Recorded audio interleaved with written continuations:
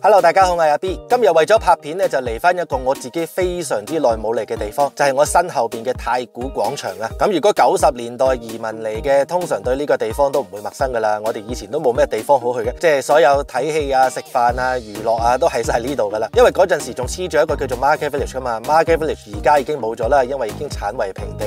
嚟緊應該 suppose 係起一個全新都幾靚幾大嘅商場，但係咧到而家我都仲係見到係得個窿啫，都未動手嘅。咁講起90年代咧，今日介紹呢一間鋪頭咧，應該係一個屬於90後嘅回憶。90後就冇我份啦。咁但係如果你係90後出世，喺香港有讀過中學，亦都住過一段時間嘅話咧，你應該可能會食過嘅。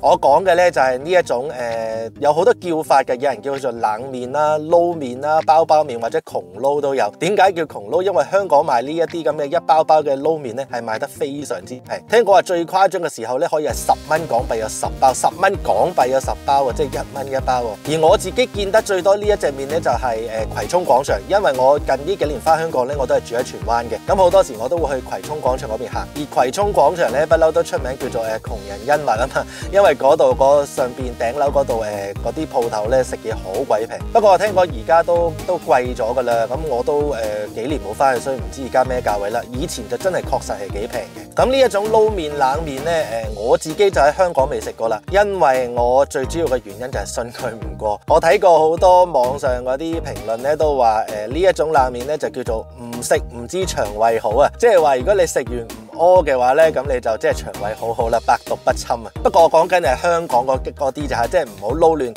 加拿大呢一間咧，我相信佢哋係乾淨好多嘅，所以我今日咧先至夠膽嚟試嘅。咁呢一種冷麵撈麵，除咗佢平之外咧，另外就係非常之濃味啊，通常係蒜味或者辣味好濃，所以食完之後咧，大家咧都唔敢傾偈噶啦。咁今日呢一間叫做 Chloe's Convenience， 我主要咧就係試佢嘅包包麵，佢就喺太古民族村嗰度嘅。咁如果大家未嚟過太古廣場，咁可能你係新移民啊，或者係第二度嚟玩嘅。太古民族村咧就係喺2樓，咁你入到去太古廣場之後咧，行去中間大堂嗰度咧就有扶手電梯上2樓噶啦。今日咧就買咗2包嚟試。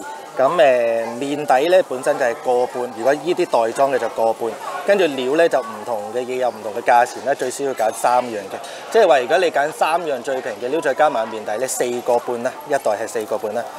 睇下先，等我分翻先。呢包第一包嘅應該就係腸仔啦、帶子裙同埋嗰個螺肉。咁另外呢一個第2包咧就係青瓜、甜不辣同埋呢一個 taco wasabi， 即係撈咗 wasabi 醬嘅八爪魚啦。麵嗰方面咧就睇落有啲似嗰種即係好似透明包裝超力嗰啲日式拉麵咁樣喎。咁大家都睇到入邊已經係撈晒醬，所有配料咧已經係撈到勻晒嘅，所以就咁揾支叉或者竹籤篤嚟食就得噶啦。試下先。呢啲麵咧，你食完之後咧，真係我諗都唔好同人傾偈，嗰啲蒜味係勁到爆嘅，但係其實係好食咯。即係如果你話以一個小食嚟講咧，其實真係唔錯噶，我覺得。你唔好當正餐啦，你當小食咁去食，我覺得係其實係幾惹味幾好食嘅，真係。咁另外就係呢啲麵係凍嘅，麵係凍啦，配料係凍啦，所以成包嘢其實係一個冷麵嘅形式。咁如果譬如話你唔係好中意食生冷嘢嘅，就可能唔係幾啱你口味啦。但係我自己就幾中意，我覺得佢呢個一包咁樣細包嘅份量咧，其實好適中啊。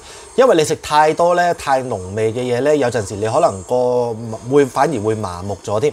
而家咁樣細包咧，我覺得就少食多滋味咯。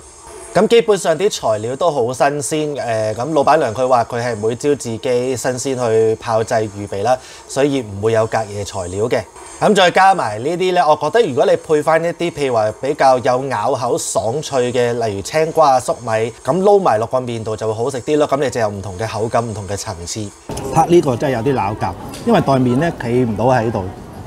所以係有啲拗㗎。咁唯獨是我覺得就係個麵條咧，如果可以再煮嘅時間縮短翻少少，咁你跟住再撈埋啲醬汁咁食咧，會更加彈口，更加好食。哇！食完個麵，個天氣爭咁遠，應該入咗一陣啫噃。